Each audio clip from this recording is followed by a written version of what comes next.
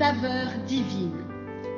Cette bonne nouvelle du royaume sera prêchée dans le monde entier pour servir de témoignage à toutes les nations. Alors viendra la fin. Ce pain céleste vous est présenté par Immaculée Niraneza. Shalom, shalom, mes bien-aimés qui écoutez cette émission Saveur divine. Rendez grâce au Seigneur qui nous a gardés pendant le week-end et qui nous fait commencer une nouvelle semaine. Je vous propose de plonger directement dans la parole de Dieu car cette parole est vraiment une lumière pour nos sentiers. C'est une lampe à nos pieds. Alléluia. Alors, je vous propose de commencer par la lecture du psaume 36 au verset 8. Je lis ceci. Combien est précieuse ta bonté, ô Dieu!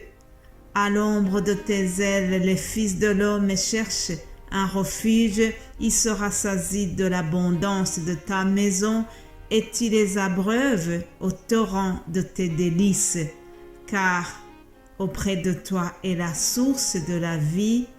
Par ta lumière, nous voyons la lumière. Alléluia. La Bible utilise souvent des images pour exprimer des choses.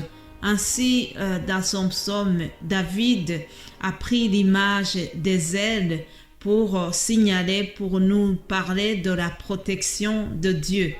Telle une poule qui protège ses petits poussins sous ses ailes, Dieu aussi nous protège.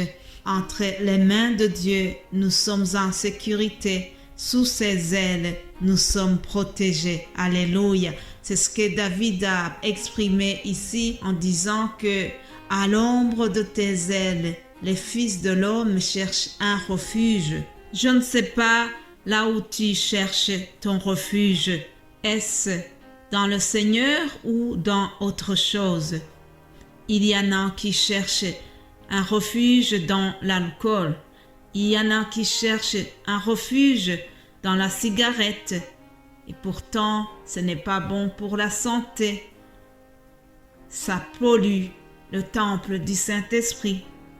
Il y en a qui cherchent un refuge dans des jeux de hasard. Alors on devient accro, on devient addict.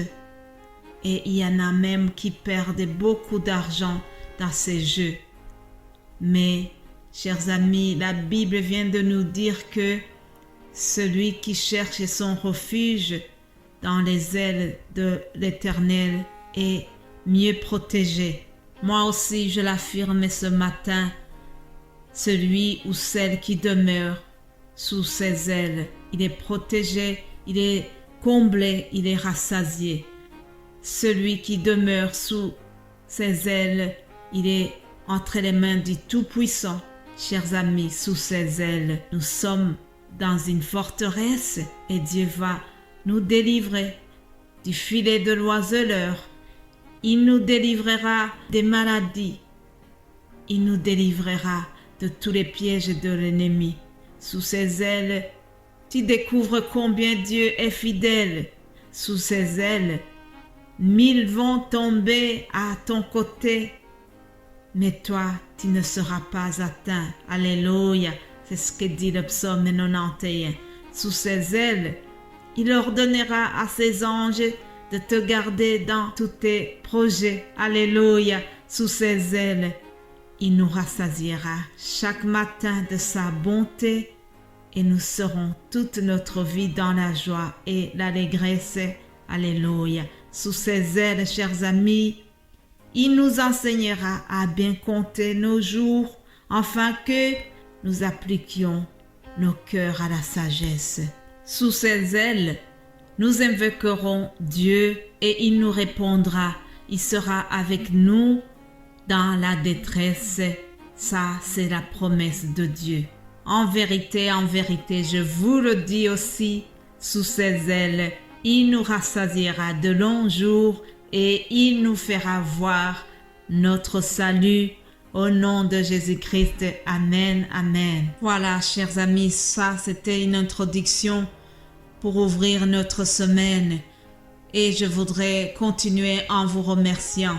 En remerciant d'abord notre Dieu, parce que c'est lui qui nous donne le souffle de vie, c'est lui qui nous permet de vous partager la parole de Dieu.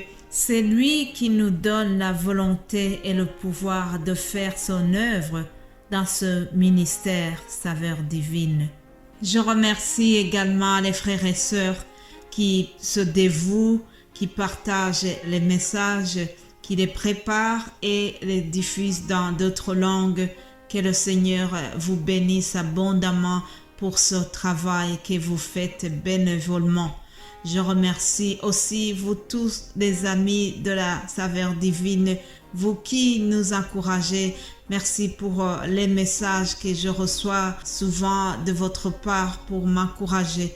Vraiment, que Dieu continue à vous bénir tous abondamment. Les émissions que vous voyez, les vidéos que vous regardez, tout cela est fait d'une façon très sérieuse. J'espère que vous appréciez la qualité de ces messages. Mais sachez que derrière le message très court que vous écoutez et vous regardez, il y a un grand travail. Il y a aussi un coût financier qui est derrière cela. Et je bénis le Seigneur parce que jusqu'ici, il a pourvu.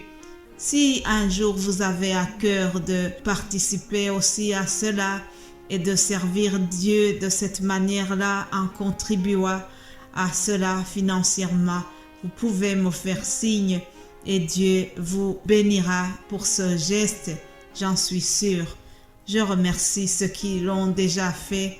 Que Dieu continue de vous bénir abondamment pour le dévouement et pour votre générosité. Alléluia. Je remercie également les nouvelles personnes qui ont rejoint cette équipe Saveurs Divines et qui ont cette passion de gagner les âmes à Christ. Vraiment, que Dieu vous bénisse abondamment. Je sais que le Dieu que nous servons, il est fidèle et il va nous récompenser en étant ici sur terre et au-delà de cela, il va nous donner la vie éternelle. Ça, c'est une garantie, chers amis. Alléluia. Alors, vous êtes habitués à ce que tous les lundis, nous avons un nouveau thème et pendant les jours qui sont devant nous, cette semaine, nous allons parler de la lumière. Ah, la lumière. Nous avons besoin de la lumière ici en Europe en plein hiver. Quand l'hiver commence, il fait vite sombre. Alors, pendant ces périodes qui précèdent Noël, nous voyons plusieurs lumières devant les maisons. Les gens déjà ont commencé dans les magasins. Il y a des lumières spécifiques pour cette période de Noël. Mais pendant ces jours, nous allons vous parler de la véritable lumière. En parlant de Jésus, Jean, l'évangéliste Jean, l'apôtre Jean a dit dans l'évangile selon Jean au chapitre 1, verset 8, en parlant de Jean-Baptiste, il a dit, il n'était pas la lumière. Il n'était pas la lumière, mais il parut pour rendre témoignage à la lumière. En parlant de Jean-Baptiste. Puis au verset 9, il dit « Cette lumière était la véritable lumière qui, en venant dans le monde, éclaire tout homme. » Alléluia. Mes bien-aimés de Dieu, Jésus est la lumière du monde. Jésus est la véritable lumière dont nous avons besoin dans notre vie.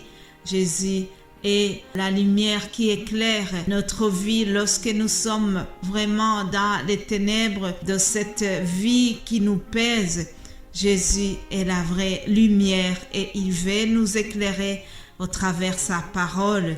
Oui, David a dit, ta parole est une lampe qui éclaire mes pieds. Psaume 119 au verset 105. Ta parole est une lampe à mes pieds et une lumière sur mon sentier. Voilà, chers amis, nous allons continuer à développer le thème de la lumière et je vous souhaite de passer une agréable journée sous la lumière de notre Seigneur. Que Dieu vous bénisse abondamment. Amen.